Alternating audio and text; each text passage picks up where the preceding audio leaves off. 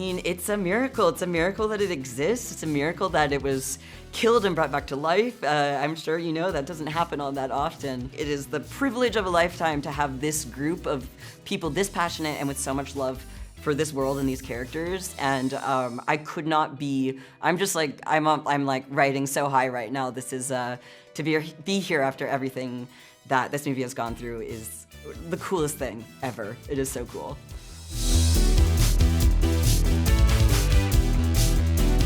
The story deals so much with like, who do we call a villain, who do we call a hero, who do we call a monster? And having this institution point and be like, look, over there, that's the bad one, that's the cause of all our problems. We should be afraid of that, we should hate that. And this movie calls that into question. And I think that's what's happening now. Like the way that it's like, ooh, trans people, super scary, they could be anywhere. That is something I think this movie like has never, it's like, it is so timely, and it's something that like I personally have really needed to see.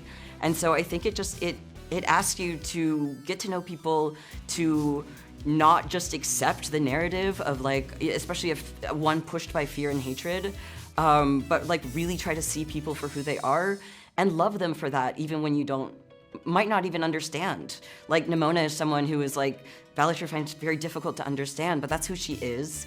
And it's all about that unconditional love and acceptance, and I really hope that's what people take from this movie.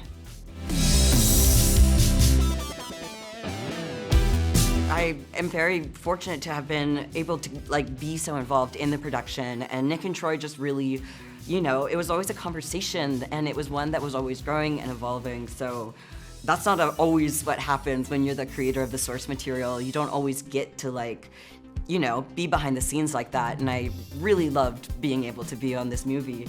But I do think that it needed to be different from the comic, because the comic existed, I mean, the comic exists, it's out there, you can still read it. I told the story I set out to tell.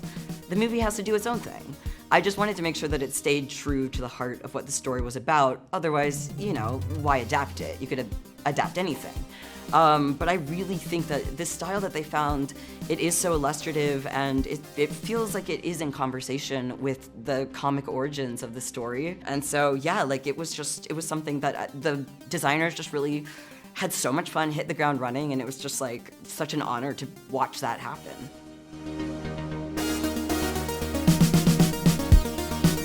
Yeah, I actually just met Eugene for the first time. I haven't met the others yet, but I am going to pounce on them as soon as I can, because I'm so excited to meet them. But it's amazing. They bring these characters to life, and like a new version of them. It feels like my kids have grown up, gone to college, and now they're out there in the world. And so much of that is like what they bring to these characters. I'm like, it is so cool, and they could not be more perfect. I absolutely like read the comic now with their voices in my head. It's like, I'm like, you're them, that's them, they're real. It's really cool.